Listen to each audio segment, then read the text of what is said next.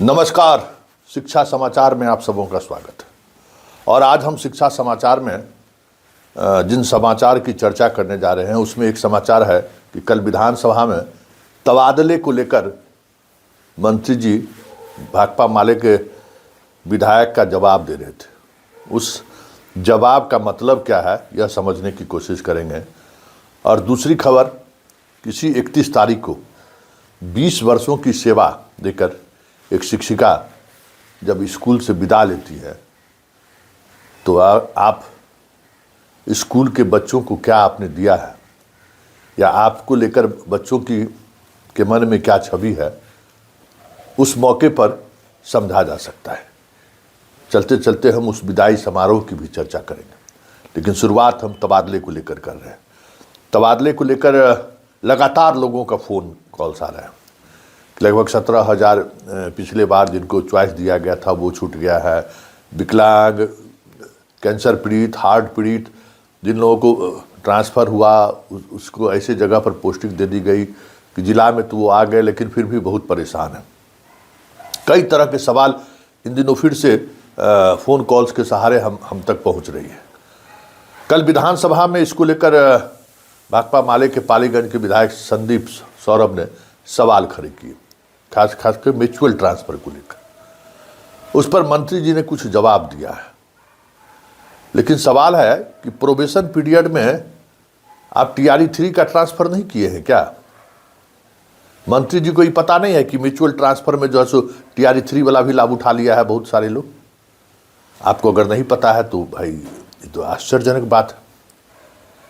सवाल ये है कि आप म्यूचुअल ट्रांसफ़र जिस उद्देश्य से लाए थे उस उद्देश्य के तहत जिस तरीके से शिक्षकों ने उसका दुरुपयोग किया कि भाई 3 तरह का ट्रांसफ़र 6 महीने के नहीं, 3 महीने के अंदर उन्होंने ले लिया। अंत में म्यूचुअल के सहारे कहीं और पहुंच गया, फिर वहां से कहीं और पहुंच गया। ये सारी जो समस्याएं हुई हैं, हमें लगता है कि मंत्री जी को खुलकर इस पर बात करनी चाहिए थी कि म्यूचुअल ट्रांसफ़र के ऑप्शन का किस तरीके से शिक्षकों ने दुरुपयोग किया। और इस वजह से विभाग के कई जिलों ने अभी भी ट्रांसफ़र होकर जो शिक्षक आए हैं उनका वेतन को लेकर अभी भी परेशानी हो रही है कि लगातार वो बदलते रहे, कई ट्रांसफ़र ले लिए वो। इन सब चीज़ों की लेकर समस्याएं हुई। तो ये जो म्यूचुअल ट्रांसफ़र जो कह रहे हैं जून के बाद हम शुरू करेंगे, मंत्री जी का तो कई बार इस तरीके की घोषणाएं हुई हैं और उस घोषणाओं पर कितना अमल हुआ है सबको पता है। लेकिन एक बात तय मानिए कि अब जो ट्रांसफ़र वाली प्रोसेस शुरू होगी उसमें जो नियमावली बनने की बात आ रही थी वो अभी भी उस नियमावली का हम लोग उस पर नज़र बनाए हुए हैं कि कब तक वो नियमावली सामने आता है, क्योंकि नियमावली के तहत ही ये चीज़ें होंगी। और बी राजेंद्र उस पर काफ़ी तेज़ी से काम भी कर रहे हैं। लेकिन एक बात है कि तबादले को लेकर जिला के अंदर वाले लोग भी हैं जो टॉपर रहे हैं, जिनको जिला के अंदर पोस्टिंग हो गई और वो भी घर से काफ़ी दूर। तो जब तक एक पैमाना तय नहीं होगा कि शिक्षकों के लिए पंचायत या प्रखंड या अनुमंडल तबादले का आधार क्या होगा, तब तक ये इस तरीके की चीज़ें चलती रहेंगी। और अब देख ही रहे हैं कि जिला में जो जिला शिक्षा पदाधिकारी है डिप्टेशन के नाम पर खेल शुरू कर दिए हैं कि स्कूल में शिक्षक नहीं है, सबको डिप्टेशन हो रहा है शहरी इलाका में, ग्रामीण इलाके से निकाल के शहरी इलाके में डिप्टेशन कर रहे हैं। बी राजेंद्र को इसकी भी जानकारी हो गई है, बहुत हल्के में ले रहे हैं लोग बी राजेंद्र को। इनको समझ में नहीं आ रहा कि जनरल एडमिनिस्ट्रेशन के अपर मुख्य सचिव हैं, उसका क्या मतलब होता है। शिक्षा विभाग के कर्मचारी को जो है ना चींटी की तरह जो है जब चाहे वो मसल दे, उसकी औकात यही है। जब चाहे सेवा से विदा कर दे उनको जिस पद पर वो बने हुए, क्योंकि नियम के विपरीत अगर कुछ कर रहे हैं तब तो फिर, और वो बड़े धड़ल्ले से हो रहा है। इसलिए नियमावली का इंतजार करिए, फिर चीज़ें कुछ उसी दिशा की तरफ बढ़ रही है जो शिक्षकों को, मतलब जो शिक्षक चाह रहे हैं उनका वो ख्याल रखने की कोशिश कर रहे हैं। हेड टीचर से लेके हेड मास्टर से लेके सारे संवर्ग को लेकर। वैसे कल विधानसभा में क्या हुआ जरा उसको भी सुन ही लीजिए। संदीप सौरभ जी, माननीय शिक्षा विभाग।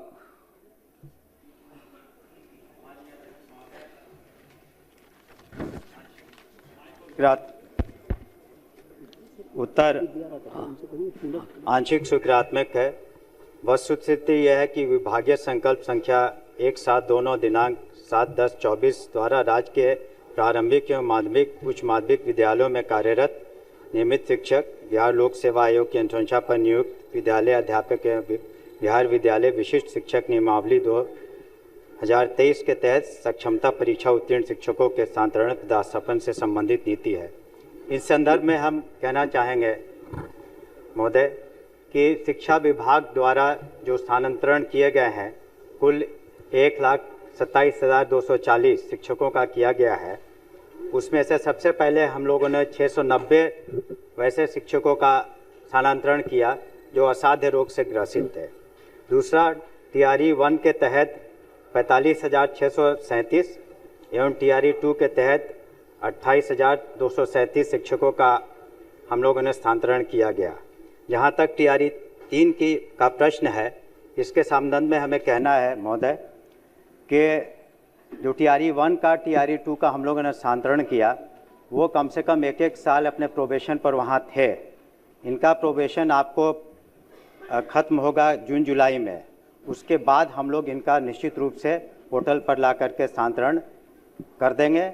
उसमें एक ही बात है कि हम लोग दूरी को निश्चित रूप से तय देखेंगे, लेकिन साथ ही साथ ये भी देखना पड़ेगा कि वैसे क्षेत्र जैसे बांका का इलाका है बेलहर, या फिर आपको कैमूर का इलाका है, या फिर जमुई का कुछ इलाके हैं, तो इन जगहों पर कम वहाँ के छात्रों वहाँ के लोगों ने क्वालिफाई किया है, तो उन सब जगहों पर भी उनको भेजना आवश्यक है। तो रिक्तियों को, इन सब बातों को देखते हुए टीआरई 3 वाला भी जून जुलाई में हम लोग पोर्टल के आधार पर निश्चित रूप से। टीआरई 3 के बाद 2 और बहालियां हुई हैं, वो प्रश्न में स्पष्ट है। ये प्रधान शिक्षक और प्रधानाध्यापक, ये दोनों बहालियां भी हुई है। दोनों का ट्रांसफर का विकल्प सरकार ने खोल रखा है। टीआरई 1 टीआरई 2 का भी है। केवल टीआरई 3 के जो अभ्यर्थी हैं उनके लिए ट्रांसफर का विकल्प नहीं खुला है और 1 साल से ज्यादा बहाली का हो चुका है। ये लोग अपने गृह जिला से 300 किलोमीटर, 400 किलोमीटर, 500 किलोमीटर का पोस्टिंग इनको दिया गया है। बक्सर के लोगों को पूर्णिया, पूर्णिया के लोगों को रोहतास, इस तरह से पोस्टिंग मिला है। तो उसमें कई सारी महिलाएं हैं, उनको कोई विकल्प नहीं मिल रहा है। तो सरकार जल्द से जल्द उसको शुरू करे। एक तो ये बात कहना चाहते हैं। म्यूचुअल ट्रांसफर सरकार ने शिक्षकों का शुरू किया था, लेकिन अचानक से म्यूचुअल ट्रांसफर का भी विकल्प सरकार ने बंद कर दिया, उसका पोर्टल बंद है। तो टीआरई 3 का जल्द से जल्द स्थानांतरण का विकल्प खोला जाए और म्यूचुअल ट्रांसफर हम चाहेंगे कि एक बार माननीय मंत्री कह दें कि म्यूचुअल ट्रांसफर का विकल्प क्यों बंद कर दिया गया। बता दीजिए। जैसे पूरा होगा इसके बाद ही टीआरई 1 और टीआरई 2 का जैसा उसी प्रक्रिया में हम लोग निश्चित रूप से कर लेंगे। और म्यूचुअल का जहाँ तक एक सर्टेन पीरियड तक खुला था, जिसके आधार पर हुआ था, हम पुनः उस पर विचार करेंगे। अध्यक्ष करेंगे, कुछ इलाके शिक्षक है ही नहीं, तो म्यूचुअल में तो कोई नुकसान नहीं है। वहाँ के शिक्षक वहाँ जा रहे थे। मंत्री ने कहा विचार करेंगे, कहाँ विचार करने के लिए कर रहे हैं? म्यूचुअल ट्रांसफर का दोबारा बोल दीजिए, नहीं सुन पाए हैं। नहीं, हमने कहा ना, आपने जो सुझाव दिया है महोदय, हमने उस पर पुनः विचार करेंगे। एक सर्टेन पीरियड के लिए तो खुला ही था म्यूचुअल का, जिसमें सारे हो गए थे। तो आपका जो सुझाव उस पर हम विचार करेंगे। धन्यवाद। तो आपने सुना। अब हम आपको एक ये गया जिला के टेकारी में लाभ एक स्कूल है, प्राइमरी स्कूल है। वहाँ की एक शिक्षिका है जो 31 जनवरी को रिटायर हुई है। उनकी विदाई का समारोह आयोजन किया गया है। किस तरीके से विदाई दी गई है जरा देखिए और ये बात समझिए कि अगर आप अपने बच्चों के दिल में राज करते हैं, अगर आप अपने बच्चों को शिक्षा देते हैं, तो वो आपको भगवान से भी बड़ा दर्जा देता है।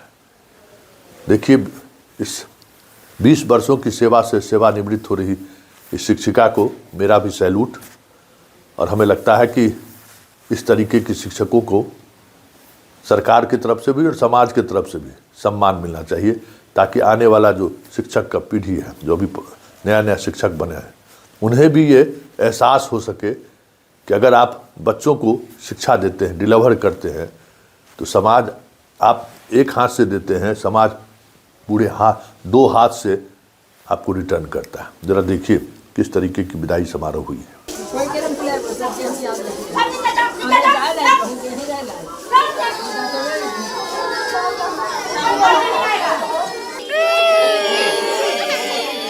हाथ में चले